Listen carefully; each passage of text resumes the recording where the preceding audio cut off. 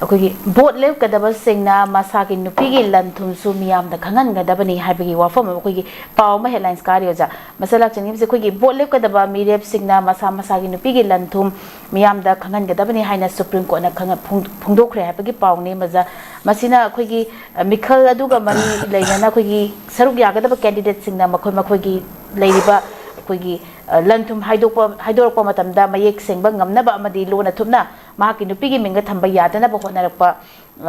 ꯊꯧꯔꯥꯡ ꯑꯃꯅꯤ ꯍꯥꯏꯕꯒꯤ ꯋꯥꯐꯝꯁꯦ ꯄꯜꯂꯤ ꯆꯁꯥꯏ ꯃꯇꯥꯡꯗ ꯀꯃꯥꯏꯅ ꯊꯝꯕꯤꯅꯣ ꯍꯧꯖꯤꯛ ꯋꯥꯐꯝꯁꯦ ꯃꯁꯤ ꯑꯩꯗꯤ ꯁꯥꯏ ꯃꯇꯥꯡꯁꯤ ꯌꯥꯝ ꯀꯟꯅ ꯀꯥ ꯍꯦꯟꯅ ꯀꯩꯁꯨ ꯀꯃꯦꯟ ꯄꯤꯅꯤꯡꯗꯦ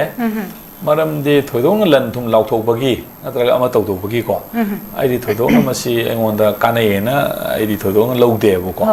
ꯑꯗꯨꯅ ꯂꯩꯔꯤꯕ ꯄꯣꯠ ꯃꯌꯥꯝꯁꯤꯡꯁꯤ ꯑꯃ ꯍꯥꯏꯒꯦꯔꯥ ꯂꯣꯗꯨ ꯑꯗꯨꯝ ꯃꯥꯒꯤ ꯀꯩꯅꯣ ꯇꯧꯕ ꯌꯥꯅꯕ ꯂꯝꯕꯤ ꯑꯃ ꯁꯤꯟꯈꯤꯅꯦꯕꯀꯣ ꯑꯃꯗ ꯊꯩꯕ꯭ꯔꯥ ꯑꯃꯗ ꯊꯩꯗꯕ꯭ꯔꯥ ꯋꯥꯔꯤꯕꯀꯣ ꯑꯗꯒꯤ ꯃꯁꯤꯒꯤ ꯄꯣꯠꯁꯤꯗꯤ ꯇ꯭ꯔꯁꯀꯤ ꯋꯥꯅꯦꯕ ꯂꯟ ꯊꯨꯝ ꯍꯥꯏꯁꯦꯀꯣ ꯑꯗꯨ ꯑꯗꯥꯒꯤ ꯀꯩꯅꯣꯒꯤ ꯋꯥ ꯅꯠꯇꯦꯕꯀꯣ ꯑꯗꯨꯅ ꯂꯩꯔꯤꯕ ꯄꯣꯠ ꯃꯌꯥꯝꯁꯤꯡ ꯑꯁꯦ election expenditure haiba miyobagi property haiba layu miyam punamak se masi kaisu yam ka hena kaisu effective oiba pot amta natte bu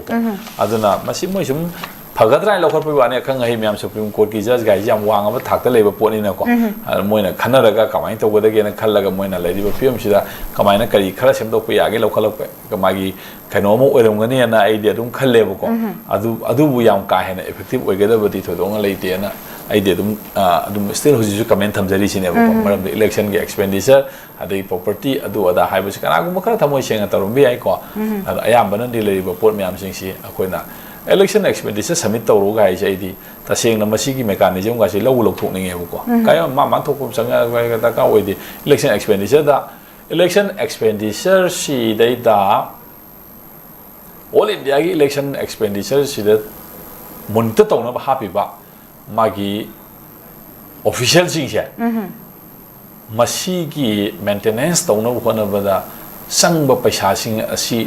India ki government ki amarom the election expenditure hai du ti candidate no tawjabane bo ko adu election expenditure monitor tawna happy mechanism mayam sing se masidi government ki exchequer de ki expenditure chatpane bo ko ai masi monitor tawbusina